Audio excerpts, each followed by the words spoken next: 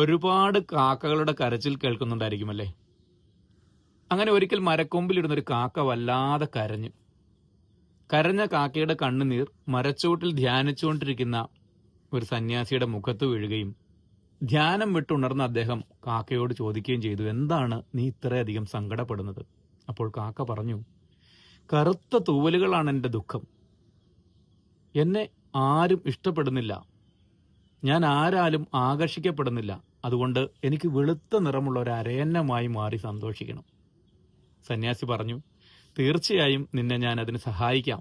പക്ഷേ അതിനു മുമ്പായി നീ ഒരു അരയന്നത്തെ കണ്ട് സംസാരിക്കൂ. കാക്ക പറന്നുയർന്നു തടാകത്തിൽ നീന്തി തുടിക്കുന്ന ഒരു അരയന്നത്തെ കണ്ട് ചോദിച്ചു, പാലിന്റെ നിറമുള്ള നിനക്ക് ഒരുപാട് സന്തോഷമായിരിക്കുമല്ലേ? അരയന്നം പറഞ്ഞു, ഒരിക്കലുമല്ല. എനിക്ക് പറയാൻ പ്രത്യേകിച്ച് ഒരു നിറം പോലുമില്ല. എൻ്റെ തൂവലുകളെല്ലാം വെളുത്തതാണ്.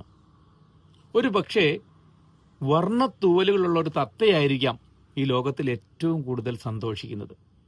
കാക്ക പറന്നുയർന്നു ഒരു തത്തയെ കണ്ടെത്തി, ഭംഗിയുള്ളൊരു തത്ത.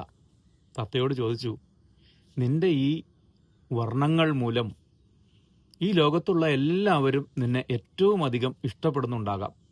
അതുകൊണ്ട് നീ ആയിരിക്കാമല്ലേ ഏറ്റവും കൂടുതൽ സന്തോഷമായി ജീവിക്കുന്നത്? തത്ത പറഞ്ഞു, ഒരിക്കലുമല്ല. എൻ്റെ ഈ വർണ്ണത്തൂവലുകൾ തന്നെ എനിക്കൊരു ശാപമാണ്. എൻ്റെ ഭംഗി മൂലം എന്നെ ആസ്വദിക്കുവാനായി, എന്നെ കൂട്ടിലടയ്ക്കുവാനായി മനുഷ്യർ തക്കം പാത്ത് നടക്കുകയാണ്. ആ മനുഷ്യനെ പേടിച്ച് ആണ് ഞാൻ ജീവിക്കുന്നത്. ആ മനുഷ്യനിൽ നിന്നും ഒളിച്ചാണ് എനിക്ക് പറക്കാൻ സാധിക്കുന്നത്. ഒരു പക്ഷേ ഈ ഭയമൊന്നുമില്ലാതെ തൻ്റെ സ്വന്തം ഇഷ്ടത്തിനും സ്വന്തം സ്വാതന്ത്ര്യത്തിനും ഈ ആകാശത്തൂടെ പറന്നുല്ലസിക്കുന്ന കാക്കകളായിരിക്കാം ഒരു പക്ഷേ ഈ ലോകത്തെ ഏറ്റവും കൂടുതൽ സന്തോഷം അനുഭവിക്കുന്നത്. തത്തയുടെ മറുപടി കേട്ട് കാക്ക അത്ഭുതപ്പെട്ടു. നമ്മുടെ ചെറിയ കുറവുകളെ കേന്ദ്രീകരിച്ചുകൊണ്ട് മറ്റുള്ളവരുമായി താരതമ്യം ചെയ്ത് ദുഃഖിച്ച് കരയുന്ന കാക്കകൾ നമുക്ക് ചുറ്റും കുറവല്ല.